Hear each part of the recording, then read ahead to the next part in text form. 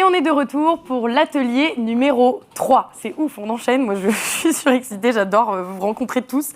C'est vraiment top. Bon, on passe sur un atelier. Comment trouver ses premiers clients ? C'est un sujet qui me passionne. Quand j'ai lancé Respire, j'ai lancé via un crowdfunding, une campagne de financement participative pour aller trouver mes premiers clients. Et ça a été fou parce qu'on a prévendu 21 000 déodorants en un mois. Donc, on les a clairement trouvés sur ce crowdfunding, nos premiers clients. Et ça, c'était aussi grâce aux réseaux sociaux. On va pouvoir en parler. Et pour ça, on accueille 3 grands entrepreneurs.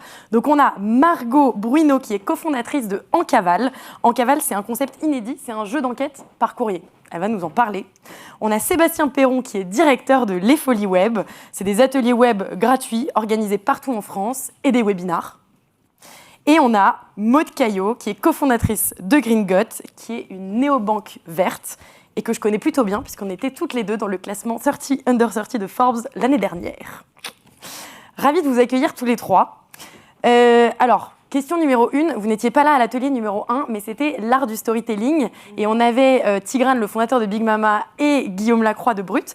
Et je les ai mis au défi de pitcher leur boîte en 2 phrases. Bon, ils ont tous les deux fait un monologue. Mais est-ce que vous pourriez chacun nous parler de votre boîte ? Vous avez le droit à un peu plus de 2 phrases, mais on va essayer de faire court parce qu'il y a plein de questions. Margot. Avec plaisir. Donc, Encaval, c'est une maison d'édition nouvelle génération qui propose de s'attaquer à un problème grandissant dans la société, qui est la surconnexion des enfants aux écrans et globalement la surconnexion des familles en général. Et pour ce faire, nous proposons des jeux d'enquête très interactifs et très immersifs, mais sans écran, qui du coup ont pour valeur de rivaliser dans le petit cœur des enfants avec la Switch, la Nintendo et autres TikTok surconnectés. Voilà. Merci. Là, c'était 2 phrases presque. Sébastien, à toi. Nous, donc les Folies Web, on organise des événements en présentiel ou en webinar pour orienter les entrepreneurs, donc les dirigeants de TPE, de PME, que ce soit des porteurs de projets ou des boîtes qui existent depuis des années et des années, vers les bons choix numériques. On essaye d'impacter positivement leur activité grâce au numérique globalement. Et pour ça, on organise des événements en présentiel dans une vingtaine de villes en France. On adore le présentiel, nous, parce que ça permet de se croiser physiquement, d'échanger des regards et puis surtout de partager des expériences. Et puis on fait aussi des webinars parce que tout simplement, ça permet de toucher un peu tout le monde en France. Et on essaie de faire des ateliers qui sont le plus concrets possible, qui sont tous gratuits et qui permettent de passer à l'action pour la réussite des entrepreneurs. Super. Et Maud ? Ok. Alors, ma première phrase, ce sera une devinette pour vous. Oh. Ouais. Attends. Je voudrais que vous fermiez les yeux et que vous imaginiez il y a 20 000 ans, quand c'était la dernière ère glaciaire. Il y avait 3000 mètres de glace au-dessus de nos têtes. On pouvait marcher jusqu'à l'Angleterre et le niveau de la mer était 100 mètres plus bas. À votre avis, de combien de degrés la Terre s'est réchauffée pour passer de ces 3000 mètres de glace avec les mammouths à aujourd'hui l'environnement plutôt sympa pour l'être tropical que nous sommes ? 9 ? Donc on a peut-être la bonne réponse qui est déjà sortie. Toi, tu dis combien ? Je sais pas, je dirais une quinzaine de degrés. 15 ? Je suis allé voir le site tout à l'heure, donc Okay. c'est la réponse. Donc c'est 5 degrés. Ah, bon, moi j'étais Il vraiment... faut réécouter. Donc aujourd'hui, on parle de plus 2, plus 3, plus 5 degrés en 500 ans. Donc voilà, ça va nous faire vraiment très très chaud. C'est pas juste une piscine en plus à la campagne. Donc aujourd'hui, en fait, on a créé Gringot parce que votre argent à la banque, notre argent à la banque, c'est notre plus grand levier à notre échelle individuelle pour lutter contre le changement climatique, en faisant en sorte que cet argent ne soit plus investi dans les énergies fossiles, mais au contraire réorienté vers la transition. Et c'est ce qu'on fait. Merci. Alors, le sujet, c'est quand même comment trouver ses premiers clients. Donc, qui sont vos premiers clients et comment vous êtes allés les chercher ? Maud. Eh bien, écoute, pas si loin de toi, finalement. Nous, nos premiers clients, ça a été surtout sur les réseaux sociaux. Au départ, c'est parti du coup de cette idée un petit peu naïvement, très consciente d'elle-même de si le problème, ce sont les banques, on va créer une banque. Du coup, on commence sur les réseaux à parler de ça, à dire qui est-ce qui veut rejoindre le projet, qui veut nous donner de la force. Donc, on commence sur LinkedIn, puis Instagram, puis TikTok. Et en fait, les personnes... Nous, ça fait 2 ans qu'on a créé Gringot, mais ça fait que 6 mois qu'on est lancé. Donc au tout début, les gens ont vraiment pris le projet comme leur projet, l'ont emmené très haut avec nous. et se sont pris au jeu comme étant c'était leur bébé. Et donc ces personnes-là, ça faisait qu'il y a 6 mois, sur la liste d'attente, on avait un peu plus de 20 000 personnes qui attendaient la sortie. Et la première minute du lancement, plus de 2000 tentatives d'ouverture de compte, parce qu'ils étaient... ça faisait très longtemps qu'on les faisait attendre, quoi. Tentatives, mais ils ont réussi? Alors, comme on avait mis en place des codes, non, hélas, tout le monde n'a pas... Parce qu'on est dans un secteur très, très réglementé. Je ne peux pas ouvrir 2000 comptes mon premier jour, sinon la CPR, la Banque de France, n'est pas très content. Du coup, on avait mis en place un système de chasse au trésor et de codes. Donc, tu as que 300 personnes qui ont pu s'onboarder. Okay. Mais le lendemain, il y avait de nouveaux codes et ainsi de suite. Super. Alors Margot, je crois qu'on n'est pas du tout sur la même histoire réseaux sociaux. Non, mais on aurait adoré faire une chasse au trésor aussi. On a suivi l'ouverture, c'était hyper drôle. Et surtout, nous, ça correspond bien, donc on fait des jeux d'enquête, encore une fois. Donc on était très inspirés par l'enquête de Maud. Nous, peut-être pour mettre un peu de contexte, donc on bosse dans le secteur de l'enfance. Le secteur de l'enfance, c'est 2/3 du CA, ça repose sur Noël, grosso modo. Et avec Astrid, mon associée, quand on s'est rencontrés, on s'est tapé dans la main pour lancer ce projet en septembre. Donc on avait, si vous comptez bien, un peu moins de 3 mois en tout pour lancer, et puis un peu moins de 2 mois si on compte la prod, etc. etc. Et donc on s'est dit, banco, on va faire ça. Donc on a lancé la boîte littéralement en moins de 2 mois. Ce qui était complètement débile quand on y repense, mais finalement ça a marché. Et puis l'autre point un peu clé, c'est qu'aujourd'hui on est un e-commerce. 95% de notre CA vient du e-commerce. Donc on est devenu bonne en digital, mais à l'époque on n'était que toutes les deux et on était des brels finis. Et alors à la fois en digital, en marketing digital, en acquisition, etc., enfin on planait, mais au-delà de ça, on est également des brels finis en réseaux sociaux toutes les deux. Donc zéro charisme, voilà, on admire tout ce que vous faites, mais alors on se dit waouh, incroyable de réussir à faire ça.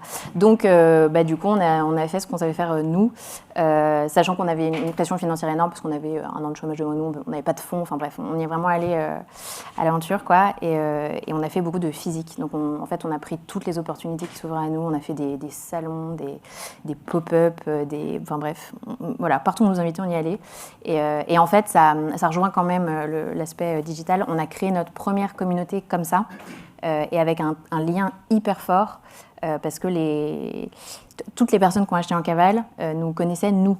Ils connaissaient Astrid et Margot qui, avec leur habit de l'espace, parce qu'on avait fait une enquête sur l'espace, enfin bref, on a tout donné, quoi. Et ça s'associe vachement à nous.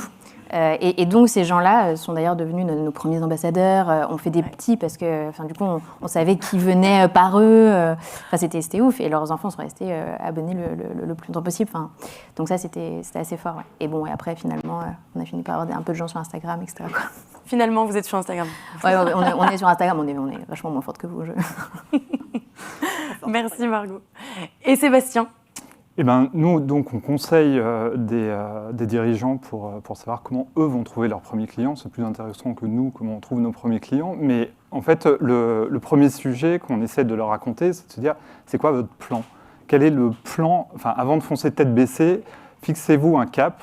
Fixez-vous, on a une métaphore qu'on reprend tout le temps, c'est de se dire, quand vous construisez une maison, vous ne lancez pas comme ça, vous bâtissez un plan avant ça, et finalement le dirigeant de l'entreprise, c'est un peu l'architecte de son entreprise, et de la même façon, il faut se caler avec un plan d'action, et là-dessus avoir des questions assez basiques finalement, de se dire mais qui sont les clients que vous voulez toucher, quels sont les objectifs que vous vous fixez. C'est pas la même chose de vouloir générer 1 million d'euros ou de vouloir en vivre en étant solopreneur. Et puis aussi, quels sont les moyens que vous avez. Et là-dessus, ça peut être des moyens financiers, ça peut être des compétences et ça peut être des questions de temps. Et il y a une espèce de contrat à se caler avec soi-même. On parlait là à l'instant des réseaux sociaux, et c'est de se dire, justement, si vous voulez aller sur les réseaux sociaux et si vous savez qu'il faut vraiment y aller, c'est un contrat avec vous-même parce qu'il va vraiment falloir y aller pour le coup. Et si vous n'êtes pas en phase avec ça, vous ne vous sentez pas capable, peut-être qu'il faut mettre son énergie à un autre endroit.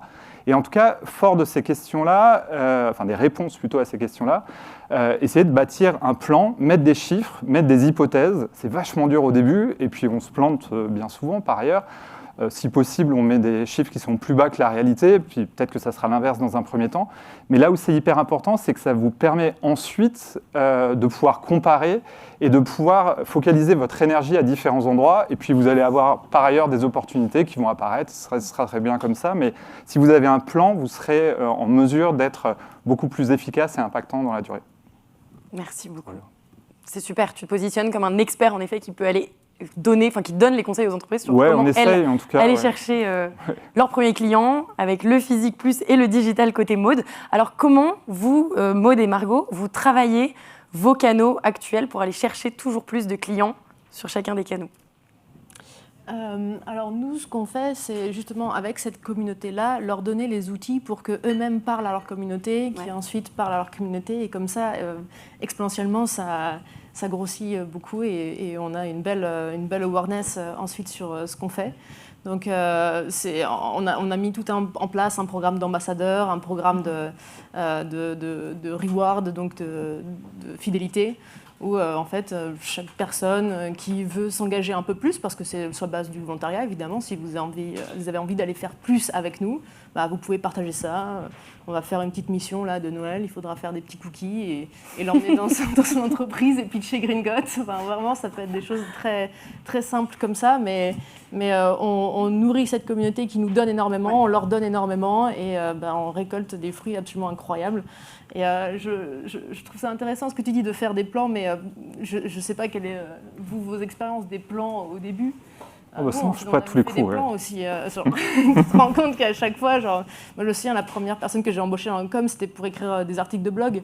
Ouais. Elle était complètement nulle à ça, elle n'arrivait pas, elle mettait une semaine, mais par contre elle était géniale pour faire des vidéos. Et du coup on s'est dit vas-y, fais des vidéos, et puis on a commencé comme ça en faisant des vidéos et pas faire des articles de blog. Donc c'était voilà, il faut aussi savoir quelquefois saisir des opportunités et puis se dire le plan c'est pas écrit dans le marbre et advienne que pourra, et on se donne et on se lance à fond.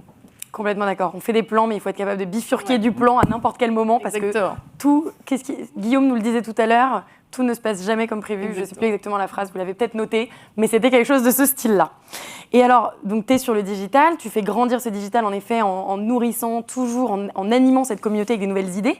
Est-ce que tu sors aussi du digital? Est-ce que tu vas chercher d'autres canaux pour aller trouver tes clients? Bien sûr. Nous, on pense que je suis personnellement fan du marketing et de la communication dans le physique. Alors, pas forcément des gros panneaux publicitaires dans le métro et tout ça. Ça, c'est vraiment un peu pour se faire plaisir quand on est à Paris. Enfin, moi, je viens de Dijon.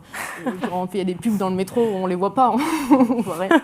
Par contre, je pense qu'il y a des choses hyper intéressantes à faire, comme des clean tags, enfin des choses où vraiment se dire qu'une communication qui vous fait plaisir, qui vous fait sourire, on en voit sur Twitter, on en voit aussi quelquefois dans la rue, des choses qui apportent vraiment beaucoup plus que juste une pub en disant venez et achetez.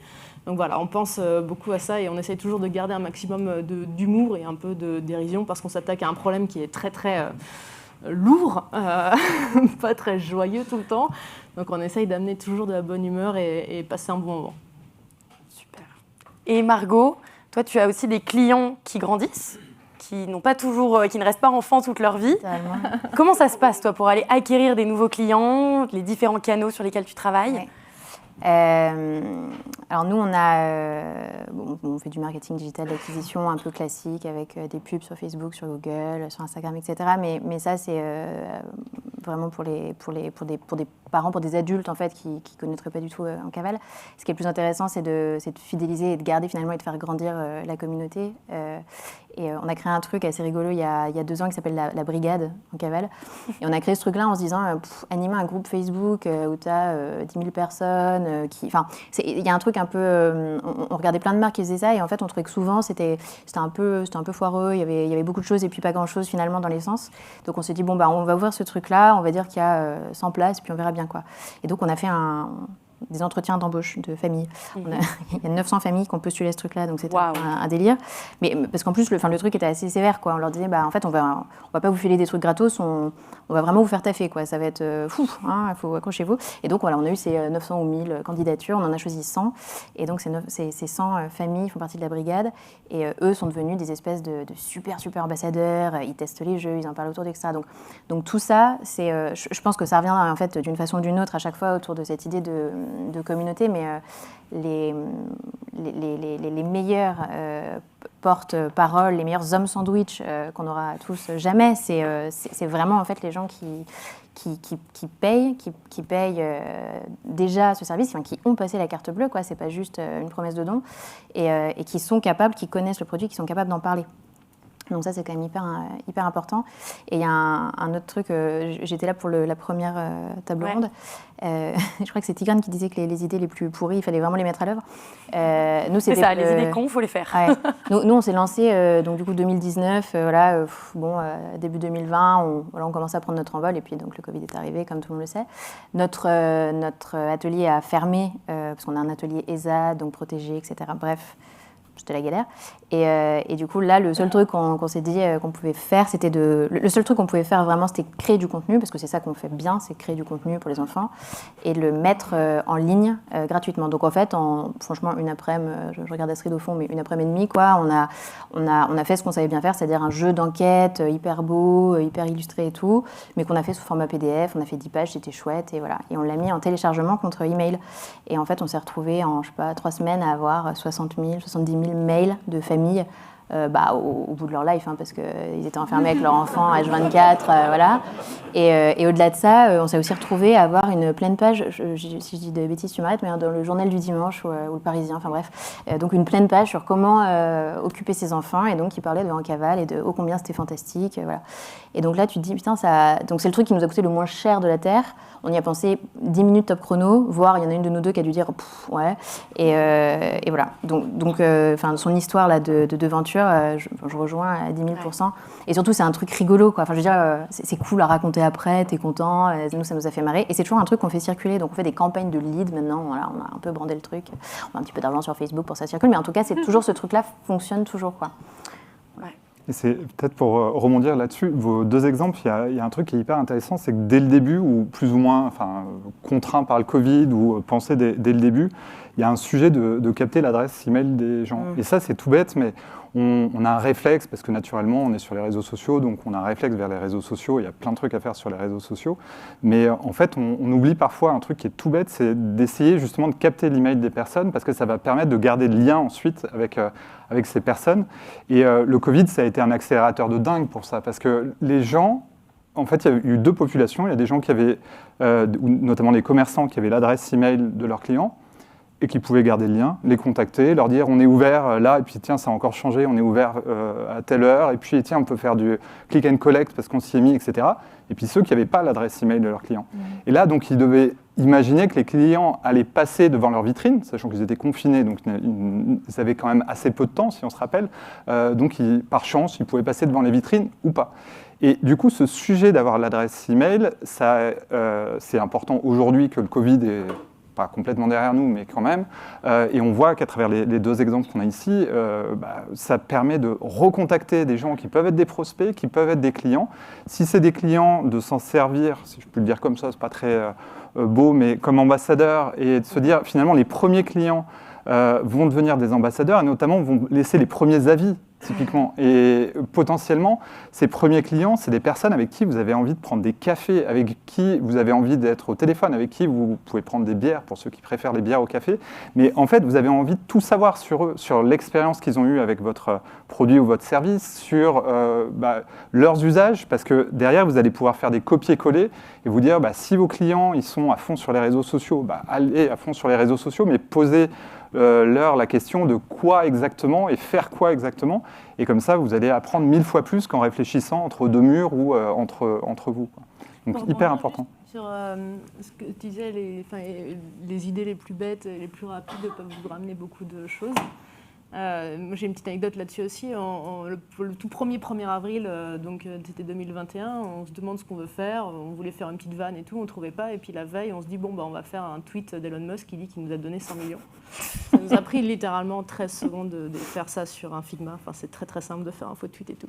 Et je le poste le matin et très vite, plus de 10 000 réactions sur tous les réseaux. Enfin, vraiment, on nous appelle, TikTok Monde nous appelle pour nous vendre des pubs à 500 000 €. BNP Paribas Real Estate nous appelle pour nous vendre des très beaux bureaux sur les Champs-Élysées.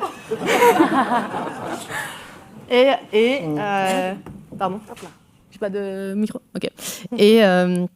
Et aussi, on a eu un article dans El País, donc qui est l'équivalent de Le Monde pour l'Espagne. Non, mais c'est pas ça, c'est le plus important. Il y en a eu plein d'autres qui dit que nous sommes la start-up, la néobanque financée par Elon Musk, Génial. qui existe encore. Hein. Donc c'est vraiment l'info la plus simple à vérifier de toute sa vie. Hein. Vous allez sur Twitter, Elon Musk, le 1er avril, il n'a pas parlé de Gringotts. C'était un poisson d'avril. Et donc ça nous a amené aussi beaucoup de gens. Et pour certains, nous sommes encore la start-up financée par Elon Musk. Donc s'il y a une leçon à retenir des poissons d'avril, faites toujours un mensonge qui pourrait ne pas vous desservir en tout cas. Voilà, nous on ne fera pas Total à racheter Gringotts parce que les gens ils croient beaucoup. Mais c'est un excellent exemple, tu peux garder le micro. C'est un excellent exemple que, en fait, c'est ça, il faut penser à des choses les plus folles. Parfois, ça prend, comme tu dis, 13 secondes et en fait, on les met en place. Et je suis sûre que vous n'aviez absolument pas anticipé qu'il y aurait des retombées presse derrière, juste que ça ferait marrer les gens et potentiellement, ça ferait buzzer sur les réseaux sociaux. Mais là, il y a des articles de presse qui le prouvent quand même. Et puis, au contraire, tu as des choses que tu fais de fou, que tu mets des mois et des mois à faire et puis à la fin, genre, rien. Si tu avais tout fait pour aller rencontrer Elon Musk, pour qu'il investisse dans ta boîte, tu aurais peut-être jamais réussi, mais j'espère que tu aurais peut-être réussi. Et puis, tu aurais mis énormément d'énergie à aller le voir, à créer du contenu sur les réseaux. Bref, je trouve que c'est une histoire, je ne la connaissais pas, et vraiment, elle me fait beaucoup rire. Il nous reste un petit peu de temps. Est-ce qu'on peut parler des RP ? On en a parlé, Margot, du coup, là aussi, des RP.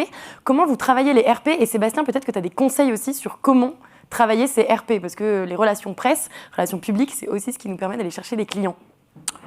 Margot. Nous, on prend toujours les conseils pour les RP. Les RP, c'est un vaste sujet. C'est hyper important. Alors, non, c'est pas vrai. En fait, ça dépend complètement de ce qu'on fait comme activité. Nous, c'est hyper important pour nous parce qu'on fait du B2C. Donc, c'est important que les gens entendent parler de nous. On fait des jeux pour les enfants. Donc, c'est aussi important qu'il y ait un cadre de réassurance. C'est plus cool quand les maternelles ont parlé 5 fois de notre jeu. Voilà, c'est important. Donc, les RP, pour nous, c'est très important. Et craquer le game des RP, voilà, si vous avez des conseils, nous, on est toujours preneuses parce qu'en fait, si je prends. Ouais, c'est hyper cyclique. Alors, ça, c'est. Ouais, bon, je ne sais pas à quel point vous serez d'accord ou pas avec moi, mais il y a un truc qui est un peu bizarre quand tu es une nana, alors nous, en l'occurrence, de la trentaine. Au début, tu as un espèce de buzz RP qui va avec ça. Nous, qu'on n'a jamais trouvé hyper agréable, en fait, parce que tu as un peu envie de dire, bon, on est en 2022, est-ce que c'est tant un truc de dingue ? Mais bon, ok, je suis complètement d'accord que les femmes entrepreneurs c'est un peu mis en avant. Quand même, hein. Mais après, faut aussi prendre, parce que du coup, ça donne de la visibilité. Évidemment, je leur dis pas, voilà, écoutez, revenez plus tard. Mais... Non, évidemment. Mais bon, donc il y a un peu ce truc-là où on parle pas finalement tant de ton produit, mais plutôt de toi. Donc, bon, ok.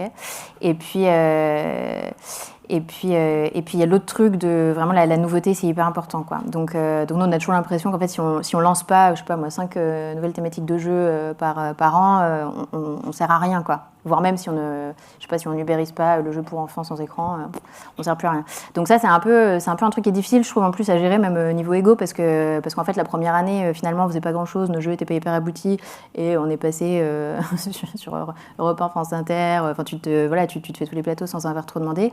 Et puis finalement, t'arrives dans des creux de vague où c'est post-Covid, tout le monde s'en fout. Enfin, il y a un espèce de truc, un espèce de contexte qui est ingérable finalement, c'est un contexte exogène, mais c'est important d'y travailler néanmoins. Donc, je suis preneuse de tous les. Sébastien, est-ce que tu as des conseils ? Alors moi, je suis pas du tout spécialiste RP, D'accord, pour être honnête. Mais non, mais par contre, il y a un exemple qui est assez intéressant. Là, en ce moment, on organise un truc qui s'appelle les FollyWeb Awards, où du coup, en fait, notre enjeu, c'est simplement de faire en sorte de sortir des entrepreneurs qui ont réussi avec le numérique, mais qui sont pas trop hauts, pour que les entrepreneurs qui démarrent puissent s'identifier à ces personnes-là et puis se dire, en fait, il n'a pas des budgets dingues lui non plus et je vais pouvoir être en mesure de faire comme cette personne.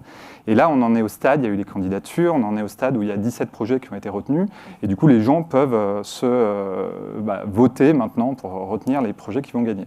Pourquoi je vous parle de ça ? Tout simplement parce qu'il y a quelqu'un dans le nord-ouest, je vais y arriver, vers Nantes, qui, pour le coup, a contacté tous les RP locaux, Ouest France et plein d'autres, et tous pour dire simplement que c'était son actu, qu'il avait été sélectionné par les FollyWeb Awards, qui est un petit truc, on n'est pas non plus le award de l'année.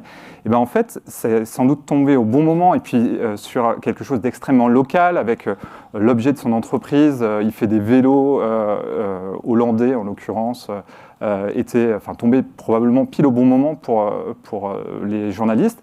Et il a été repris de partout. Et d'un seul coup, ça fait un buzz. Nous, d'un seul coup, on voit que les candidatures explosent pour cette personne. On ne comprenait pas trop ce qui se passait. On n'avait pas identifié qu'il avait une communauté dingue, notamment sur les réseaux sociaux, sur son site internet, etc. Et en fait, c'était avec des RP locales. Mais le sujet sur les RP, de ce que j'ai pu voir dans d'autres vies professionnelles, c'est qu'il faut en effet arriver au bon moment et avec une nouveauté qui va intéresser les gens. C'est-à-dire, si c'est juste une nouveauté pour vous, c'est cool pour vous, mais ça ne va pas passionner les journalistes potentiellement.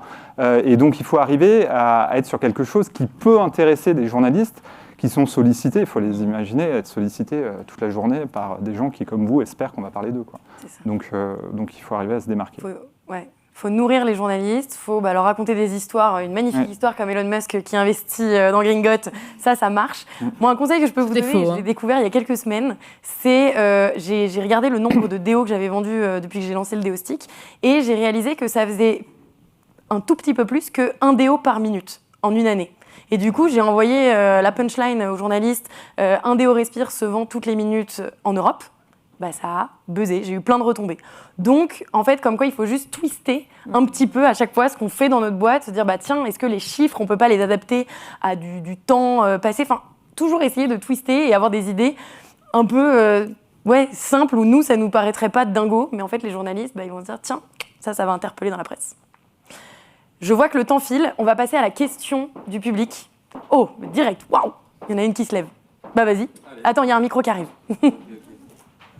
Merci. Bonjour, merci pour cette présentation. J'ai une question je voulais rebondir sur une des premières réponses qui était donc les premiers clients, comment j'ai eu mes premiers clients. Il y a eu une réflexion sur le sentiment d'appropriation. En fait, les gens se sont appropriés notre projet. Donc c'était une réponse que tu as donnée, Maud. Je voulais savoir, en fait, ce sentiment d'appropriation, c'est quelque chose qui s'est fait naturellement parce que c'est potentiellement un sujet qui aujourd'hui parle à beaucoup de monde, ou il y a vraiment eu une réflexion sur comment on pouvait s'approprier, comment on pouvait donner ce sentiment d'appropriation à nos clients.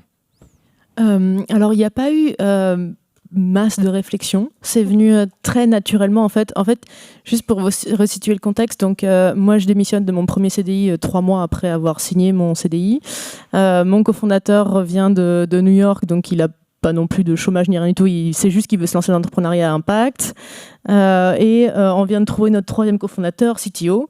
Donc on l'a, et là, boum, Covid. Donc on se retrouve avec un projet qui est extrêmement ambitieux, à savoir créer une néobanque. C'est très compliqué. Ce qu'ils ont arrivé à faire avec Conto, c'est exceptionnel.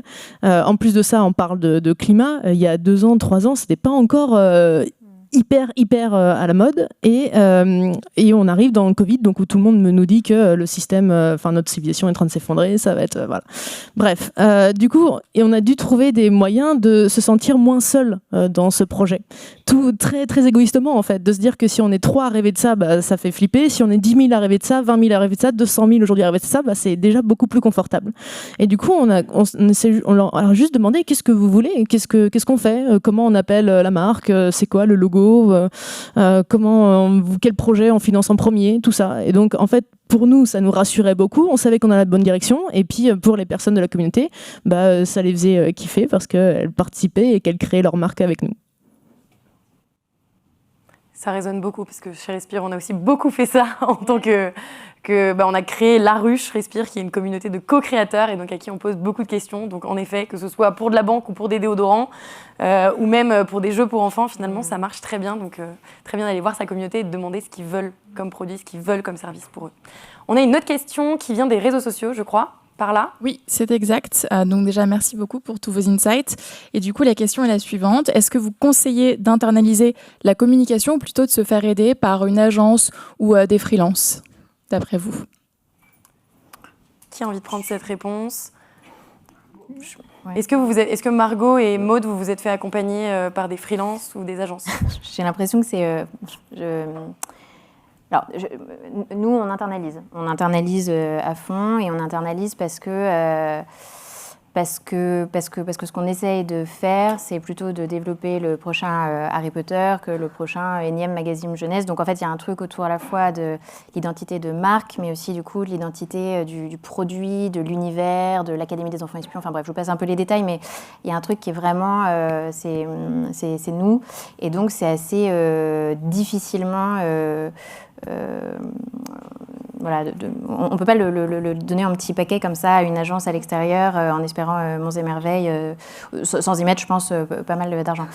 Mais je dis ça et je nuance parce que par ailleurs on a en permanence besoin d'étoffer, et puis on apprend aussi, on n'était pas des grandes communicantes ni l'une ni l'autre, donc on a aussi étoffé avec pas mal d'aide, pas mal de coaching, de mentorat, et puis en fait surtout on demande vachement d'aide aux autres entrepreneurs et on teste en fait des solutions. Donc on a une agence RP par exemple, mais en fait garder quand même l'âme, et peut-être pour revenir sur le premier truc aussi, l'âme du storytelling en interne.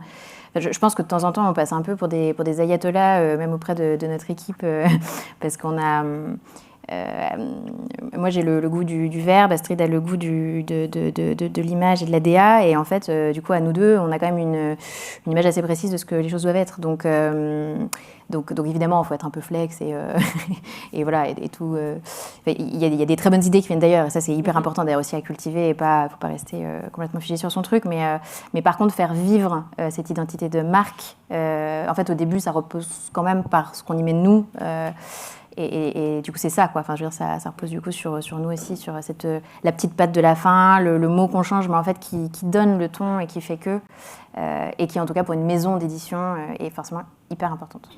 Je pense, pour compléter ce que dit Margot, il y a aussi un sujet, enfin, il y a un premier sujet qui est de vous dire, allez, je reprends mon idée d'aller boire des cafés ou d'aller boire des bières, j'y tiens, mais vous pouvez le faire pas qu'avec vos clients, mais aussi avec d'autres entrepreneurs qui ont les mêmes problématiques que vous. Si possible, il ne faut pas que ça soit trop frontal avec vous, parce que vous risquez de ne pas vous raconter grand-chose. Mais par contre, il y a plein de secteurs où vous allez pouvoir transposer vos problématiques, et du coup, ça va être hyper riche. Et ça, c'est un premier niveau, finalement, de délégation, en quelque sorte, ou en tout cas de partage d'expérience. Et après, il y a certains sujets où le fait de déléguer va vous faire gagner un temps fou. Et peut-être que vous allez vous dire, je vais avoir ce sujet-là, je sens bien qu'il est clé, je sens bien qu'il est cœur, mais il se trouve que je n'ai pas les compétences en interne. Et bien, ponctuellement, je vais pouvoir, par exemple, vous voulez envoyer une newsletter ou choisir un CRM et vous n'y connaissez rien du tout.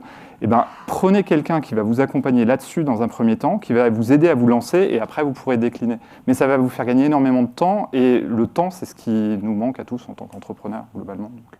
Moi, je rejoins plutôt Margot. Ouais.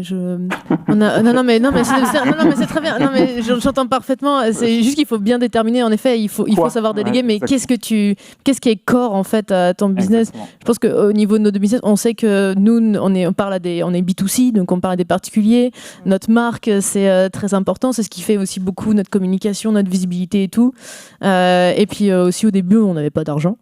Voilà, donc ça réglait très rapidement le problème. Mais d'externaliser quelque chose qui était aussi core, c'était quelque chose...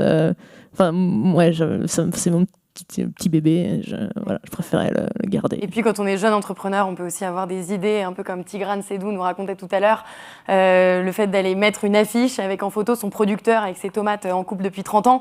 En fait, c'est des idées qui sont finalement simples, mais qui nous viennent à nous, et en fait, ça ne nous coûte pas d'argent, et c'est très simple à mettre en place. Donc au début, moi, mon conseil, ce serait aussi de dire on peut soi-même, pour mettre son ADN dans sa boîte, trouver ces idées simples à aller craquer qui ne vont pas nous coûter très cher, mais qui sont capables de faire le buzz. Ok, bon, merci énormément à tous les trois. Merci à toutes et à tous.